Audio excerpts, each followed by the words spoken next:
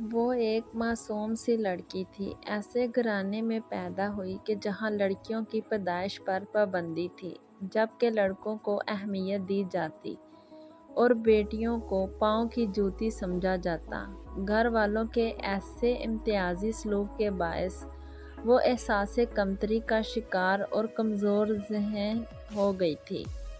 سارے بچے کھیل کود میں مصروف ہوتے مگر وہ ایک کونے میں بیٹھی رہتی چونکہ گھر والے ثمینہ کو ٹھیک طرح سمجھ نہیں پاتے تھے، لہٰذا اس کو ڈانٹ دھتکار ملتی جبکہ وہ بھی ان کی بات سمجھنے کی بجائے رونا شروع کر دیتی تھی۔ اس کی ایسی حالت تھی کہ اپنے ہم عمر بچوں سے بھی خوف زدہ ہو جاتی، وہ ان کے ساتھ گھر سے باہر جا کر بھی کھیل نہیں سکتی تھی۔ اس نے ہوش سنبھالا تو قلم اور کاغذ سے ناطہ جوڑ لیا، وہ اب ہر وقت کاغذ پر لکیریں کھینچتی اور پھر ان لکیروں میں خود بخود جان پڑنے لگی۔ یہ بے معنی آڑی ترچھی لکیریں یوں جاندار ہو گئیں کہ اس نے باقاعدہ تصویریں بنانا شروع کر دیں۔ ہاتھ میں کمال کی صفائی تھی، یہ ایک خدا داد صلاحیت تھی کہ اس ہنرمندی کو آرٹ کا نام دیا جاتا ہے۔ گویا وہ پیدائشی آرٹسٹ تھی۔ اس کی صرف ایک ہی دوست تھی جس کا نام ماریا تھا اور وہ اس کے پڑوس میں رہتی تھی۔ ہر وقت گھر میں بیٹھ کر فلم دیکھتی تھی اور الٹے سیدھے کام کرتی تھی۔ چونکہ ماریا کی فیملی پڑھی لکھی اور زندہ دل تھی لہٰذا اس کو کھلا ہوا ماحول میسر تھا اور کوئی روک ٹوک بھی نہیں تھی۔ ثمینہ جس قدر بزدل تھی ماریا اتنی ہی دلیر تھی۔ ثمینہ رشک کرتی تھی کہ ماریا کتنی اچھی زندگی گزارتی ہے۔ ان دنوں میں ثمینہ اور ماریا ایک ہی کلاس میں پڑھتی تھی۔ ہم اکثر اسکول کا کام بھی اکٹھے بیٹھ کر کرتے تھے۔ جلد ہی میں نے محسوس کر لیا کہ ثمینہ کو رہنمائی اور اعتماد کی ضرورت ہے کیونکہ ماریا جیسی تھی ویسی ہی نظر آتی تھی مگر ثمینہ اوپر سے کچھ اور تھی اندر سے کچھ اور تھی۔ اس کے اندر بیگانہ پن جنم لے چکا تھا۔ مثلاً اب ایسا کام بڑے شوق سے کرتی جس سے دوسرے اسے روکتے۔ بظاہر خاموش تھی لیکن دل میں طوفان چھپائے پھرتی تھی اور جب اس کو غصہ آتا وہ قلم کاغذ اٹھا لیتی اور بے شمار بے معنی لکیریں کھینچنے لگتی۔ مکمل تصویریں وہ اسی وقت بناتی تھی جب مکمل طور پر شانت ہوتی تھی۔ جلد ہی میں نے نوٹ کر لیا کہ ثمینہ کو سیر کا بہت شوق ہے۔ تبھی ایک روز اس کی ماں سے بات کر کے اجازت لے لی کہ ہم ساتھ والے باغ میں سیر کے لیے جایا کریں گی۔ بڑی مشکلوں سے انہوں نے اجازت دی اس شرط پر کہ گھر کی ملازمہ کو بھی ساتھ لے جایا کرو۔ میں نے کہا کہ منظور ہے، بھلا اسے ساتھ لے جانے میں کیا قباحت ہے۔ یوں ہم روز باغ کی سیر کو جانے لگے جس سے ثمینہ کے مزاج پر بہت اچھا اثر پڑا۔ اس تھوڑی سی آزادی کا بڑا فائدہ یہ ہوا کہ ثمینہ کے مزاج میں خوشگوار تبدیلی آئی۔ وہ ہنس مکھ اور خوش مزاج ہو گئی، باتیں کرنے لگی اور اسکول میں کلاس فیلو لڑکیوں سے دوستانہ انداز میں ملنے لگی، گویا اپنے اندر کے خول سے نکلنے کی سعی کر رہی تھی۔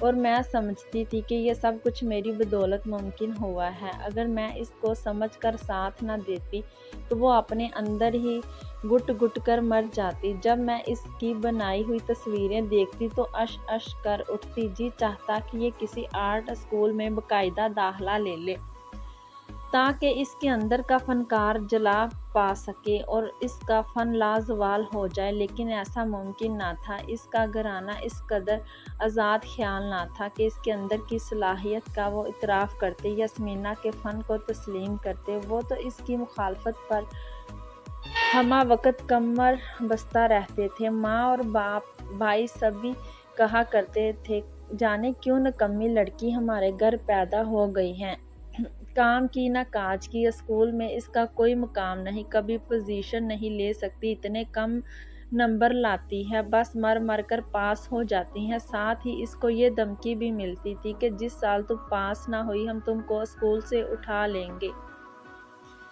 9ویں کا رزلٹ آیا تو ثمینہ کے بہت کم نمبر تھے، مشکل سے پاس ہوئی تھی۔ تبھی اس کی امی نے کہا کہ تم سارا دن کیا کرتی رہتی ہو، گھر کے کام میں بھی دلچسپی نہیں لیتی، سارا دن فضول کام کرتی رہتی ہو، تصویریں بنانا کون سی اچھی بات ہے، ایسے فضول کام سے تو بہتر ہے کہ کچھ دیر دل لگا کر پڑھ لیا کر۔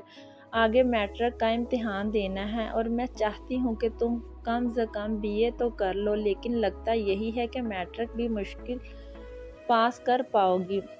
ماں کی ایسی باتیں اسے حد درجہ غمزدہ کر دیا کرتی تھی، گرچہ وہ بظاہر صحیح بات کرتی تھی، تاہم یہ رویوں کا فرق ہوتا ہے۔ آپ کا رویہ درست ہو تو سخت بات بھی بری نہیں لگتی، اگر لہجہ کڑوا ہو تو اچھی بات بھی تیر بن کر دل کو گھائل کر دیا کرتی ہے۔ جب تک انسان کو خود اپنے زیاں کا احساس نہ ہو، کوئی کچھ نہیں کر سکتا۔ یہی ثمینہ کے ساتھ ہوا۔ اس کی کزن ناز، جو عمر میں 2 سال اس سے بڑی تھی، اسے بھی ہم لوگوں کے ساتھ داخلہ دلوا دیا گیا۔ یہ بڑی تیز ترار لڑکی تھی، آتے ہی ہلچل مچا دی اور اپنی میٹھی میٹھی باتوں سے سب کی توجہ کا مرکز بن گئی۔ ثمینہ خاموش طبع تھی، وہ شوخ لڑکیوں کو پسند نہ کرتی تھی، ان کے ساتھ بے چینی محسوس کرتی، لیکن یہاں تک بھی قابل برداشت تھا کہ انہی دنوں ایک لڑکا اس کی زندگی میں آیا، نہال نام تھا۔ یہ اس کے ماموں کا بیٹا تھا اور لندن سے پڑھ کر آیا تھا، اور وہ اس کے والدین ثمینہ کے گھر ملنے آئے تو ناز بھی انہی دنوں اپنی والدہ کے ہمراہ ان سے ملی اور اسے نہال اچھا لگا، مگر نہال نے خاموش اور سنجیدہ قسم کی ثمینہ کو پسند کیا۔ پھر جب اس کی بنائی ہوئی تصویر دیکھی تو بہت متاثر ہوا، کہنے لگا اگر یہ لڑکی لندن میں ہوتی تو اس کے فن کے پرستار اس کو آسمان پر پہنچا دیتے۔ یہ تو کمال کی آرٹسٹ ہے، میں ضرور اس کو لندن لے جاؤں گا۔ ممانی کو بھی وہ بھلی لگی اور اپنے بیٹے کے لیے رشتہ مانگ لیا۔ ثمینہ کے والدین بہت خوش تھے کہ بیٹی کی قسمت کھل گئی ہے، تاہم جب ماموں نے اس کا رزلٹ دیکھا تو رزلٹ کارڈ میں نمبر انتہائی کم تھے۔ وہ بولے اگر باصلاحیت ہوتی تو اچھے نمبر لاتی، یہ کبھی زندگی میں اعلیٰ کارکردگی کا مظاہرہ نہیں کر سکے گی۔ یہ الفاظ تیر کی طرح ثمینہ کے دل پر لگے۔ اب احساس ہوا کہ اس نے محنت سے کام کیوں نہ لیا، اچھے نمبر کیوں نہ لیے۔ اگر محنت کرتی تو لا سکتی تھی، لیکن پڑھائی میں کبھی خاطر خواہ دلچسپی لی ہی نہ تھی۔ ناز بہت ہونہار طالبہ تھی، عمر میں بھی 2 برس آگے تھی، اس کا رزلٹ ہمیشہ شاندار رہتا تھا۔ وہ بھی نہال کی پھپھو کی بیٹی تھی، بس انہوں نے نالائق جان کر ثمینہ کا رشتہ چھوڑ کر ناز کو منتخب کر لیا۔ وہ نہ صرف چرب زبان تھی بلکہ شوق و شنگ اس قدر تھی کہ کوئی اسے نظر انداز کر ہی نہ سکتا تھا۔ یہ خوبی اسے راس آ گئی، جبکہ ثمینہ کی خاموش طبیعت 4 دنوں میں ہی ٹوٹ پھوٹ گئی۔ اس کا خواب چھین لیا گیا۔ نہال کے والدین اپنے بیٹے کی منگنی ناز سے کر کے چلے گئے۔ ثمینہ نے ناز سے بات کرنی چھوڑ دی تو وہ ایک دن ناز نے کہا مجھ سے کیوں روٹھی ہو، اپنے اندر جو کوتاہیاں ہیں ان کو دور کرو، اگر پڑھنا ہے تو دل لگا کر پڑھو ورنہ پڑھائی چھوڑ دو، کیوں ماں باپ کا پیسہ ضائع کر رہی ہو اور اپنی عمر کا بھی ضیاع کر رہی ہو۔ یہ الفاظ بھی خنجر کی نوک بن کر اس کے دل پہ لگے۔ وہ بہت روئی۔ تب میں نے سمجھایا ثمینہ سبھی لوگ غلط نہیں ہوتے، تم اپنا رویہ تبدیل کرو، اگر سب کہتے ہیں کہ پڑھائی پر توجہ دو، وہ غلط تو نہیں کہتے۔ میری باتوں کا اس نے گہرا اثر لیا، اصل میں اپنے رد ہونے کا اسے کافی دکھ ہوا تھا، تبھی سب کچھ بھلا کر اس نے سنجیدگی سے پڑھائی پر توجہ دینی شروع کر دی۔ دن رات پڑھتی اور خود کو کورس کی کتابوں میں گم کر دیا۔ کوئی اگر اس طرح محنت کرے وہ آخر کار کامیاب تو ہو ہی جاتا ہے۔ اس کے ساتھ بھی ایسا ہی ہوا اور وہ پوزیشن لینے لگی۔ یہ بہت حیران کرنے والی بات تھی، کسی کو یقین نہ آتا تھا کہ جو لڑکی مر مر کر پاس ہوتی ہے وہ کیسے پوزیشن لے سکتی ہے۔ دنیا میں کیا نہیں ہوتا، اللہ نے ہر انسان کو صلاحیت دی ہے، جو عزم کر لے اور محنت کرے تو پا سکتا ہے۔ بہرحال وقت گزرتا گیا، ثمینہ نہال کو بھلا چکی تھی اور وہ کسی مقام پر پہنچنا چاہتی تھی۔ ہمارے BA کے پیپرز ہو چکے تھے اور اب رزلٹ کا شدت سے انتظار تھا۔ گھر میں بیٹھے بیٹھے میں بور ہو رہی تھی، کتابوں سے بھی دل اچاٹ ہو گیا تھا۔ ہمارے ساتھ والے علاقے میں ایک پرائیویٹ اسکول تھا، وقت کاٹنے کو میں نے اس میں ٹیچنگ شروع کر دی اور ثمینہ سے بھی کہا تم بھی میرے ساتھ آ جایا کرو، دونوں کا وقت اچھا کٹے گا اور رزلٹ آنے کے بعد کچھ اور کرنے کا سوچیں گے۔ ثمینہ نے اس بات کا ذکر گھر میں کیا اس کے گھر والوں نے منع کر دیا، مگر پھر بہت منت سماجت کے بعد وہ مان گئے۔ میں خوش ہو گئی کہ ہم دونوں سارا دن اسکول میں ٹیچرز کے ساتھ گزارتے۔ سمینا بھی خوش تھی۔ تب میں کہتی تھی کہ دیکھا، میں نہ سمجھاتی تھی کہ میرے ساتھ ہو جاؤ، وقت اچھا گزر جائے گا۔ ایک دن جب ہم دونوں گھر سے نکلی تو ایک لڑکے کو جاتے دیکھا۔ اسکول یونیفارم میں تھا اور اسی اسکول کا طالب علم تھا جہاں ہم پڑھا رہے تھے۔ اجلے سفید یونیفارم میں وہ اتنا حسین لگ رہا تھا جیسے رات میں چوندویں کا چاند چمکتا ہے۔ اس کا قد اپنی عمر سے زیادہ تھا، عمر یہی کوئی 16-17 برس کے درمیان ہوگی، مگر اچھی صحت کی وجہ سے 18-19 سال کا دکھائی دیتا تھا۔ خوبصورت آنکھوں پر لمبی پلکیں اس کے چہرے کے حسن میں اضافہ کر رہی تھی۔ اسکول پہنچے تو دیکھا کہ وہ میٹرک کی کلاس میں چلا گیا ہے۔ تب مجھے اندازہ ہوا کہ وہ 10ویں کا طالب علم ہے۔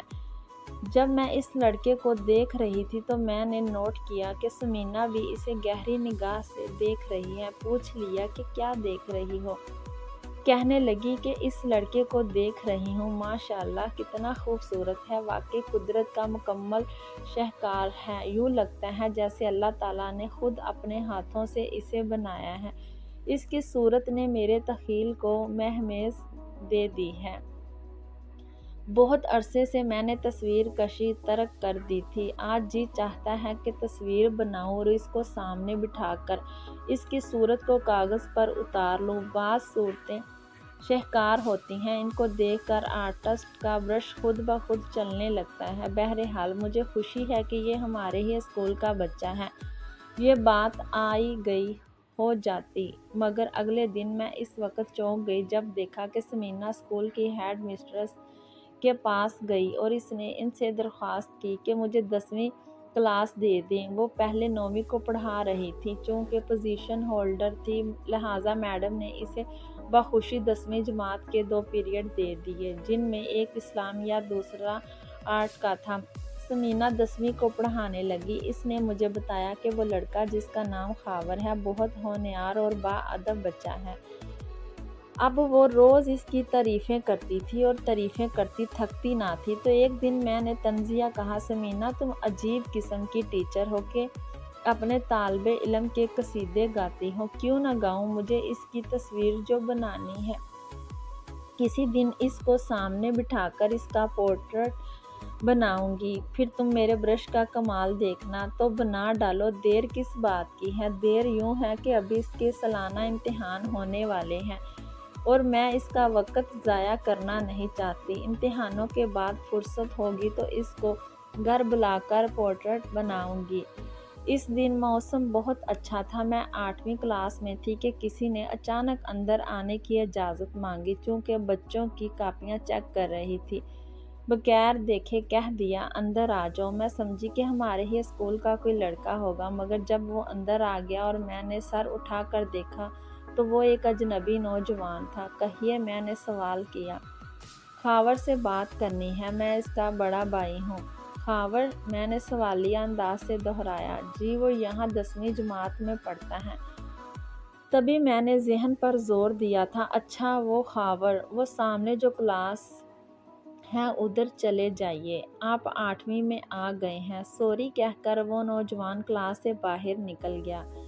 اس کی شکل و صورت خاور سے اس قدر ملتی تھی کہ مجھے یقین ہو گیا کہ اس کا بڑا بھائی ہے۔ چھٹی کے وقت خاور نظر آیا۔ بلا کر پوچھا،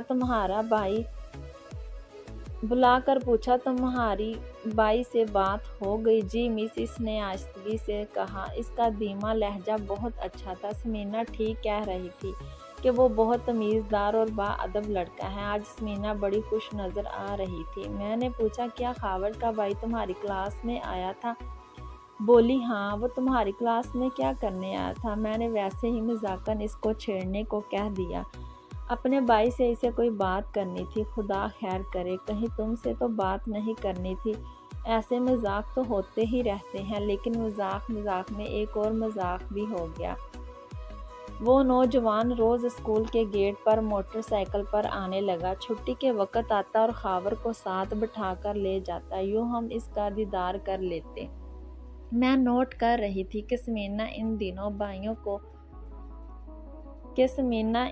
भाइयों को बहुत गौर और दिलचस्पी से देखती और जब तक ये गेट पर मौजूद रहते हैं इसकी नज़र नहीं हटती। दिल में कहा, खुदा खैर करे। मेरी सहेली का मुद्दत बाद किसी पर दिल आया है और खावर का ये भाई जिसका नाम अभी तक मैं ना जानती थी खावर से कम हसीन नहीं था। समीना को एक दिन मैंने टटोला तो कहने लगी, हाँ मुझे अच्छा लगता है, मैं क्या करूँ, दिल की बात है और दिल पागल है, इस पर किसी का इख्तियार नहीं होता। फिर मेरा दिल तो एक आर्टिस्ट का दिल है, हुस्न परस्त है, हर खूबसूरत चीज़ इसको अपनी जानब खींचती है, इसमें बुरी क्या बात है। ये नौजवान हमसे उम्र में थोड़ा सा छोटा होगा, यही एक आध साल, और ये ज़्यादा फ़र्क नहीं है, एक आध साल नहीं, कम से कम 5-6 साल। वो बोली।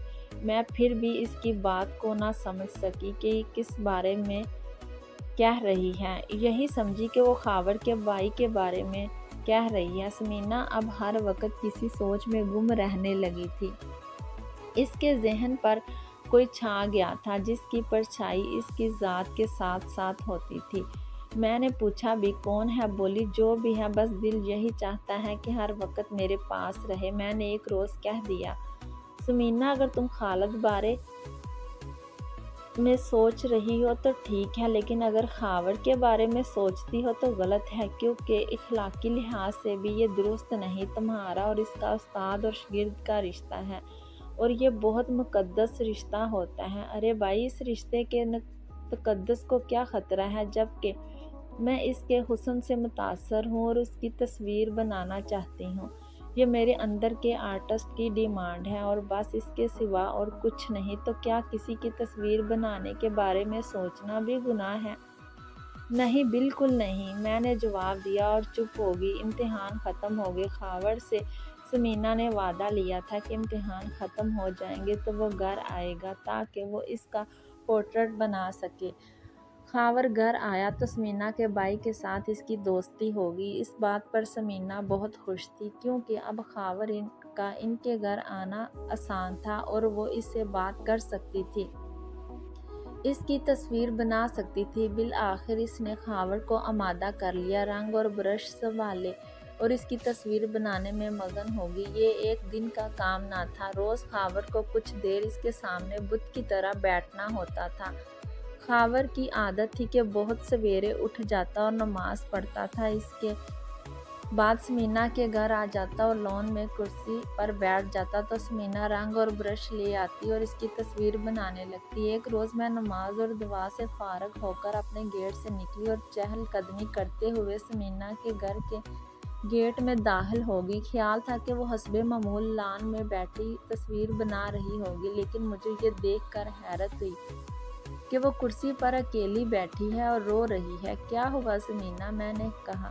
खैरियत तो है? क्या खावर की तस्वीर मुकम्मल हो गई? कुछ नहीं हुआ, वो और ज़्यादा रोने लगी।